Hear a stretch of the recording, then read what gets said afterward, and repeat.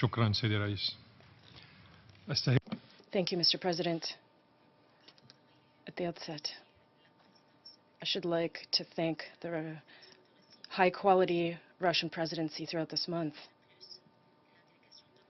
My country's delegation would also like to thank you for convening this very important meeting presided over by the Deputy Minister of Foreign Affairs of the Russian Federation. And we also congratulate you on your country's hosting of the World Cup and the high-quality organization of this event. My country's resolution has considered the concept note for this meeting. And we are thankful to the Russian Federation for its principled policy. This is a brother country, member of the United Nations. The policy is one based on the search for fundamental solutions to crises and wars in accordance with the principles of international law and the Charter of the United Nations. These crises, which have ravaged our world for decades, are due to the policies of governments of certain countries with major economic, financial, and military power that believe that they can instrumentalize the work of this international organizations to serve their own interests and to determine the fate of peoples of the world and exert control over the riches of other countries. These governments, including those that are members of this council, have fabricated crises and wars by proxy and directly to serve their own agendas and interests. And these are an essential threat to international peace and security. Consequently, these powers are currently going against the will of the international community and opposing the multilateral system and are stopping at nothing to serve their own interests, including distorting the Charter and manipulating provisions of international law to carry out their policies. They carry out direct military aggressions and carry out acts of occupation and characterize these aggressions and wars as war against terrorism. These countries support the ongoing Israeli occupation of Arab lands. These countries support terrorism and claim that bloody revolutions are, in fact, multicolor rainbow revolutions. The rights of occupied countries are denied, and they align themselves with Wahhabi dictatorships, powerful dictatorships, which are the cause of international terrorism, together with Israel. And these are characterized as strategic partnerships. They also impose economic, financial, and economic blockades against countries throughout the world, which is a flagrant violation of the provisions of the Charter.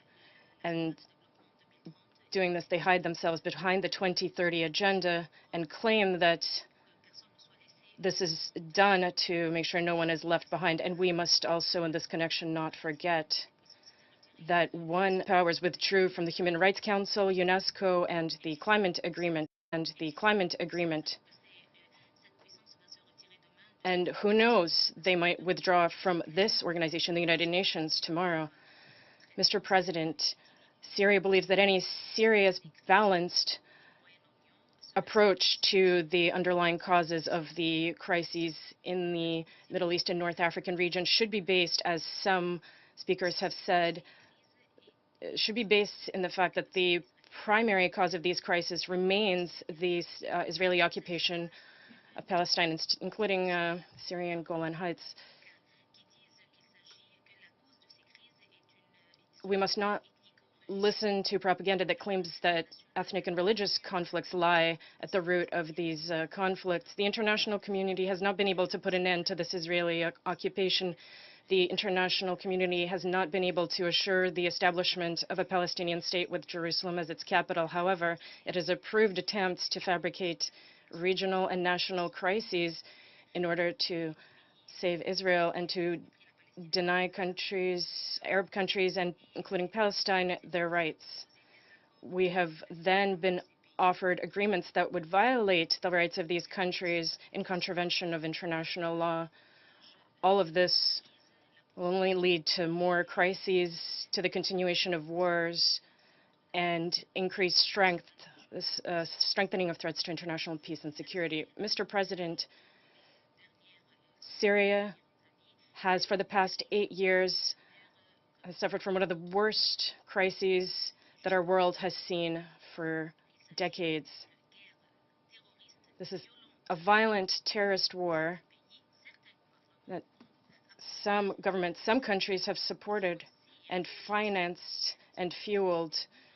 They have dedicated millions of dollars to militarizing the Syrian crises. They have established and funded armed terrorist groups that have adopted extremist religious slogans that are foreign to Syrian society. And then those very same governments have directed their efforts at involving youth from all over the world and brainwashing them into becoming foreign terrorist fighters. They have been sent to Syria, to Iraq. These countries and their governments and their intelligence forces have facilitated the travel of thousands of these extremists through their territories and in particular towards Syria, while others have turned away. And thus, thousands of these foreign terrorist fighters are now becoming an international crisis. Countries are now fearing the return of these foreign terrorist fighters. Despite this, the United States have till now continued to train terrorists and armed fighters in the areas occupied by the United States in Syria, including the Raqqa Kent and the 10th Zone on the border between Syria, Jordan, and Iraq. The United States have been supplying them with rations, with weapons, and all the necessary support to support 22 American bases outside of Syria. They assist Daesh and ISIL so that they may carry out attacks against the Syrian Arab Army. What's worse, these governments have politicized humanitarian assistance and its provision in Syria. They attempt to control the work of the United Nations in this area. They have falsified evidence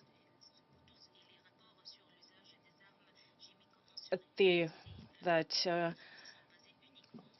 comprise the reports on the use of chemical weapons in Syria. These reports are based exclusively on fallacious information.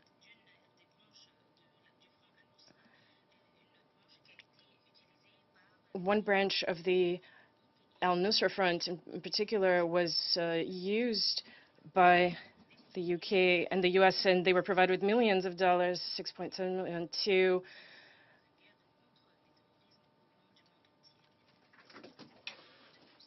further exacerbate the situation. I would like to reiterate once more, Mr. President, that the Syrian Arab government has not used chemical agents.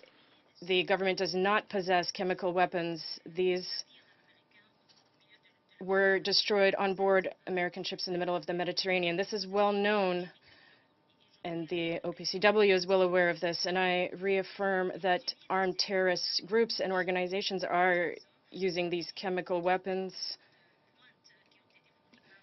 And latest state-of-the-art equipment that is being supplied to them by other states. We have provided evidence to support these this establishment of facts with regard to these incidents. 147 letters have also been submitted to the United Nations regarding the use of chemical weapons by terrorist groups in Syria. Mr. President, unfortunately, this opportunity provided to us by the Russian Federation to speak at this meeting and address crisis situations and hear new ideas to help the populations overcome their problems. This opportunity has unfortunately not been taken advantage of by some states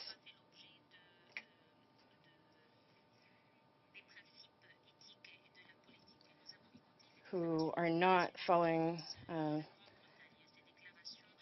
ethical principles. Some of these statements that we have heard simply reiterate tired diplomatic language devoid of meaning that we have been hearing for decades. This is to gloss over policies that have, in fact, destroyed dozens of member states, destroyed their wealth. And these same countries are, in fact, the root cause of problems in this region due to their adoption of colonialist policies through support for the extremist policies of Israel. These countries also attempt to interfere in the internal affairs of states in the region and support directly or indirectly foreign terrorist groups. They refuse to inscribe them in the sanctions list of the United Nations. And thus, these countries are attempting to overthrow certain governments on the basis of the fallacious arguments that we have seen in the political statements of these countries. The Syrians that believe in their country and believe in their independence have fought against terrorism. And they will continue defending their country to put an end to terrorism and liberate Syria in its entirety from aggression. And finally, Mr. President, I would like to address to the delegate of Turkey who has said that Turkey has fought terrorism in the north of my country in Syria and liberated 4 million square kilometers of territory for Syria. And I would like to state to the representative of Turkey that the principles of international law oblige his country to coordinate and cooperate with Syria. If he had good intention, there should have been cooperation under international law to cooperate with our government. International law prohibits interference in the affairs of another state, particularly a neighbor state with a history of relation. No state can interfere on our territory without the country affected, our country, and in this case, we did not receive such a request. Secondly, Turkish military forces interfered without making a request and without our authorization. And third, the Turkish government is the root cause of the terrorism that has been spreading through the north of Syria, as they have facilitated the training, the financing, and the movement of terrorists and extremists that were used by countries from all corners of the world. And the Turkish government and their information service was aware of this. Moreover, Turkey is in fact one of the problems that threatens peace and security in the region due to its policies, just as is Israel and the policies of Israel. Syria has the right to liberate all of its occupied territories, whether they be occupied by Israel or Turkey. My country has the right to combat terrorism and those who support it throughout my country. Thank you, Mr. President. I thank the distinguished representative of Syria.